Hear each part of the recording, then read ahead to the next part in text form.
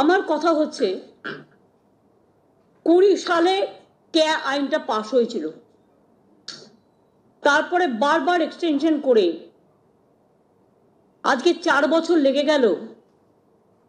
নির্বাচনের সময় দুদিন মাত্র বাকি, নির্বাচনের মাত্র 2-3 দিন, তখনই এটা করার প্রয়োজন পড়লো। তার কারণ এটা একটা রাজনৈতিক পরিকল্পনা। আমরা অপেক্ষা করছিলাম ক্যা আইনটা অ্যাকচুয়াল কি করেছে। 2 হচ্ছে এখনো পর্যন্ত নোটিফিকেশনটা আমরা পাইনি, নোটিফিকেশনটা কি আছে।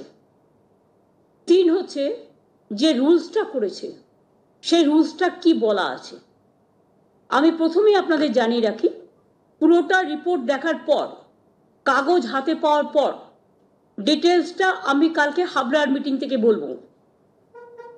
আজকে আমি যেটুকু বলতে চাই, যদি কোনো বৈষম্য হয় সেই জিনিস আমরা মানি না।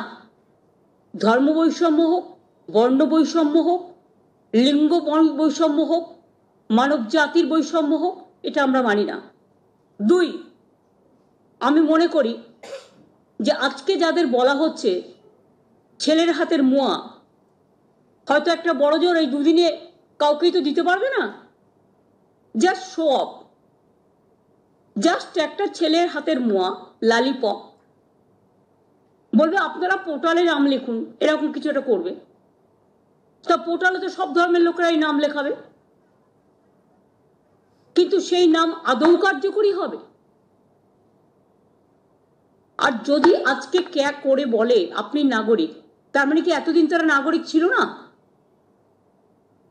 সেই জন্যই কি মতুয়া ভাই বোনেদের এবং নমশুদ্ধদের আধার কার্ড বাতিল করার চক্রান্ত হয়েছিল? কেন তাদের আধার কার্ড বাতিল করা হচ্ছিল?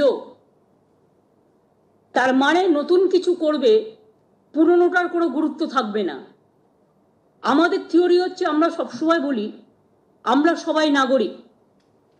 আজকে কেউ চাকরি বাকরি করছে, কেউ স্কুলে পড়াশোনা করছে, কেউ জমি জমা কিনে সেখানে দীর্ঘদিন ধরে বসতি তৈরি করেছে। তার মানে সেগুলো কি ভ্যালিড নয়? আইনত কোশ্চেন হবে না তো যে তার মানে আগে যে সুযোগগুলো তারা পেতেন সেটা সব অবৈধ হয়ে যাবে, সেগুলো বৈধ হবে না? একমাত্র ক্যা বৈধ যদি হয়, তাহলে এতদিন ধরে মানুষ যে সুযোগ পেয়ে আসছিল, তাদের ভোটেই তো প্রধানমন্ত্রী নির্বাচিত হয়েছে, তাদের ভোটেই তো চিফ মিনিস্টার নির্বাচিত হয়েছে, তাদের ভোটেই তো গ্রাম সভা হয়েছে, পঞ্চায়েত সমিতি হয়েছে, জেলা পরিষদ হয়েছে, কর্পোরেশন হয়েছে। তাহলে সেই ভোটের কোনো মূল্য নেই? সেই নাগরিকত্বের কোনো মূল্য নেই? নাগরিকত্ব ভোটের আগে নতুন করে চিন্তা করতে হচ্ছে।